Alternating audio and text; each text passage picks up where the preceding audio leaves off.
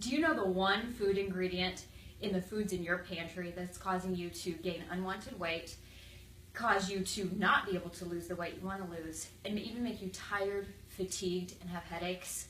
Believe it or not, this one food ingredient is labeled in over 20 different ways. So come to my pantry makeover, because that's where I will teach you how to find this food and know exactly how it's labeled, how it is hidden in your foods. Pantry Makeover is Saturday, May 14th, here at the Chiropractic Wellness Connection. It's held at 9:30 a.m. so that you can come in and get free, fresh, and healthy samples from Fresh Thyme, our local health food store.